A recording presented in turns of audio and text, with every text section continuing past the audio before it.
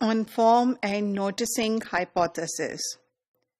Now, continuing with focus on form pedagogy, we have this noticing hypothesis which was presented by Skimdit in 1990.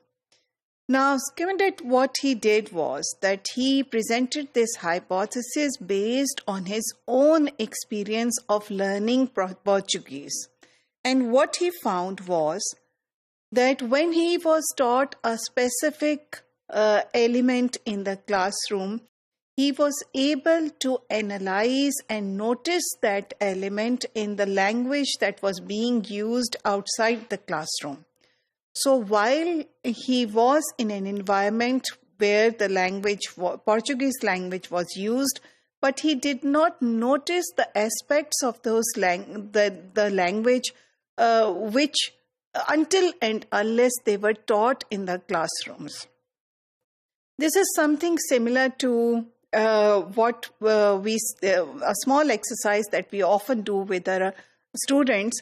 For instance, we ask a student to identify a color, any color in your environment. For instance, blue. So if I ask you now, as you listen to this module, to try and find blue color in your room, you would, after 5 minutes, after this exercise, you'll realize that there was so many items which were blue in color. But before I actually drew your attention to the blue in your room, you never realized there was blue color in the room that you were sitting. This is exactly how it works with a language. So you might hear language, but you might not notice the specific aspects within that language unless and until they are taught. So this is what the noticing hypothesis says. So noticing would mean paying attention to the details, to the differences, to how something is formulated in a language, to any aspect of the language. And he argues that noticing is extremely important to facilitate intake. Now, over here, let me remind you that we are saying there is a difference between input and intake.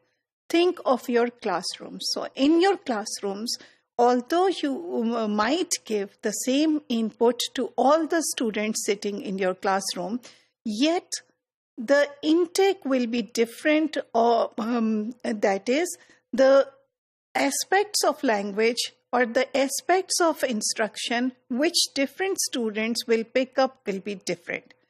However, the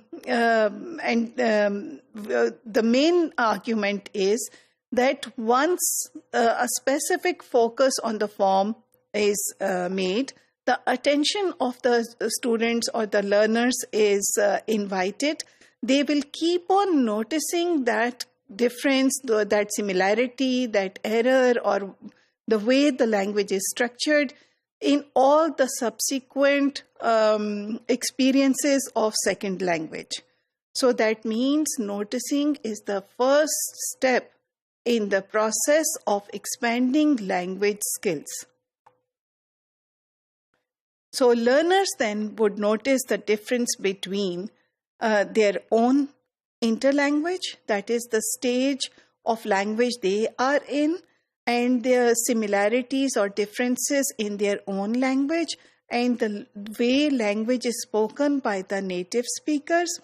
And they will also try to figure out, and this will allow them, this noticing will allow them to appropriate their knowledge, reconstruct their knowledge, make adjustments in what they know, so that their language skills move ahead.